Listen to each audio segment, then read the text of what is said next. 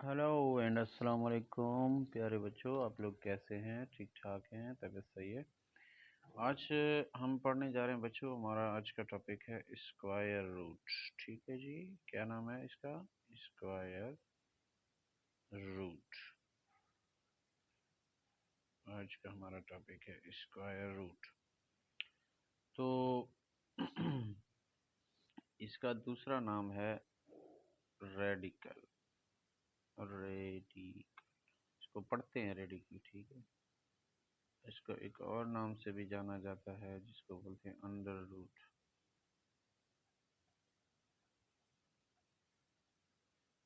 और एक और नाम भी है इसका जिसमें सिर्फ इसको बोलते हैं रूट। ठीक है, अब ये सारे इसके नाम हैं। तो ये टॉपिक क्यों पढ़ते हैं, इसका मकसद क्या है, क्या रीजंस हैं, क्या जो है इसको क्यों पढ़ा जाता है, वगैरह वगैरह। सिंधी में इसको बोलते हैं ब्योमोल। ठीक है, हिंदी में इसका नाम है ब्योमोल। आई गेस मैं गलत नहीं हूँ। और उर्दू में मुझे नहीं मालूम, पता नहीं क्या इसको बोलते हैं, आई डोंट नो। पर बहरहाल मैं जो है ना इसको स्क्वायर रूट पे जाने से पहले मैं इसको जो है ना, इसमें एक लफ्ज़ है स्क्वायर, फिर उसको ज़रा जानने की कोशिश करेंगे। स्क्वायर,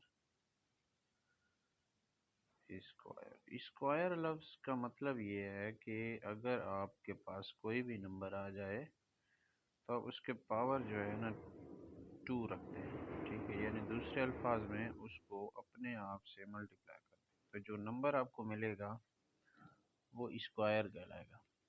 जैसे कि इसका जवाब अभी 4 है। अब मिसाल के तौर पे अगर हमारे पास 3 है तो 3 का स्क्वायर होगा 3 टाइम्स 3, जो कि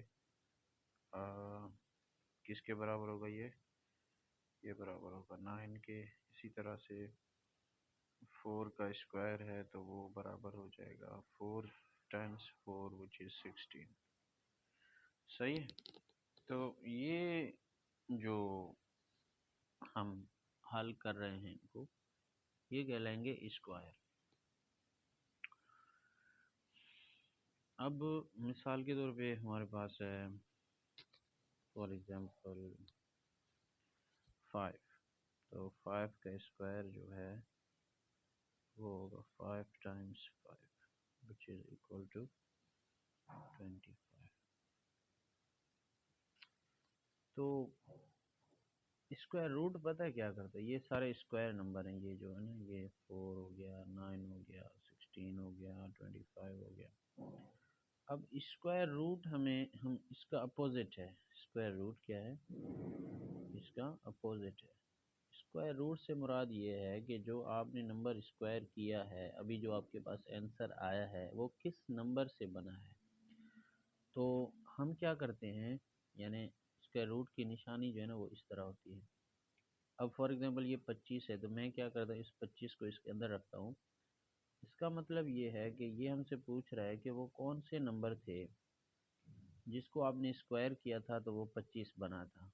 तो अब हम वापस जा रहे हैं उस नंबर की तलाश में जिससे ये 25 बना था। तो इसका आंसर आएगा, ये पेयर बन रहा है, रेडिकल से बाहर आएगा तो हमारे पास आंसर आएगा 5।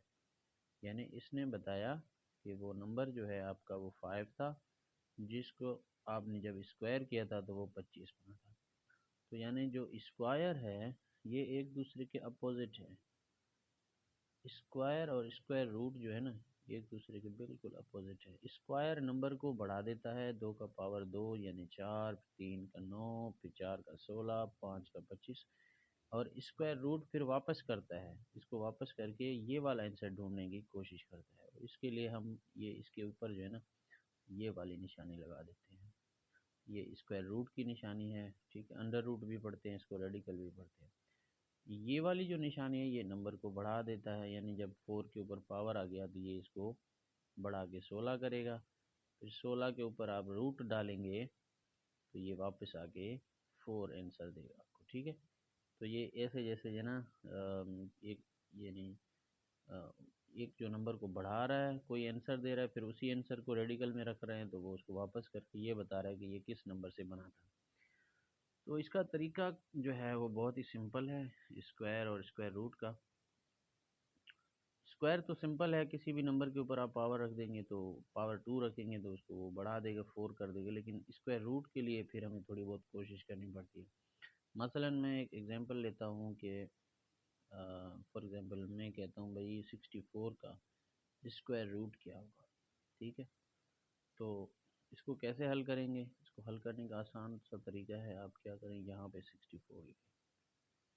ठीक है, अब कल यानी इससे पहले वीडियो में हमने ये सीखा था कि प्राइम फैक्टराइजेशन।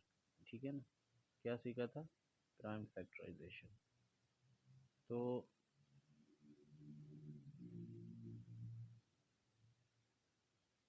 यहाँ पर अब उसका यूज़ हो रहा है, प्राइम फैक्टराइजेशन का यूज़ इधर है। तो आप प्राइम नंबर से स्टार्ट करेंगे, 2, इसके ऊपर 3 दफ़ा पहाड़ा लग रहा है, इस पर 2 बार, फिर 2 का पहाड़ा इस पर 16 बार, फिर 2 का पहाड़ा इस पर 8 बार, 2 का पहाड़ा 4 बार, और फिर 2 का पहाड़ा 2 बार, फिर 2 का पहाड़ा 1 बार। जब तक 1 नहीं मिलता हम चलते रहेंगे। ये प्राइम फैक्टराइजेशन हम कर रहे हैं। यहाँ पे इसके प्राइम फैक्टर्स आ गए हैं, ये वाले ये वाले। अब आप क्या करेंगे, इसी रूट के अंदर, यानी ये रूट को थोड़ा लंबा करके लिखेंगे और ये सारे इसके अंदर लिख देंगे। ठीक है, और ये सारे क्या है, इसके अंदर लिख देंगे। कितनी बार है? 1 2, अब ये 3 बार। ठीक है, ये जो पेयर बन रहे हैं ना, उस पेयर के बजाय हम एक नंबर को बाहर निकालेंगे। यहाँ पे जैसे ये पेयर बना तो एक दफ़ा 2 निकालेंगे, फिर इसका पेयर बना तो इसका 2 निकालेंगे, फिर जहाँ पे भी जो भी लिखा होगा, यानी ज़रूरी नहीं है कि 2 हो, यहाँ पे 5 भी हो सकता है, तो एक दफ़ा वो 5 निकालेंगे। अब इन सबको करेंगे मल्टीप्लाई, तो ये हो जाएगा 2 2 ज़ा 4, 4 2 ज़ा 8, यानी इसका आंसर है 8। अब ये 8 हमें क्या बता रहा है? 8 हमें बता रहा है कि ये 8 है जिसको आपने स्क्वायर किया था तो 64 बना। ठीक है, ये क्या है?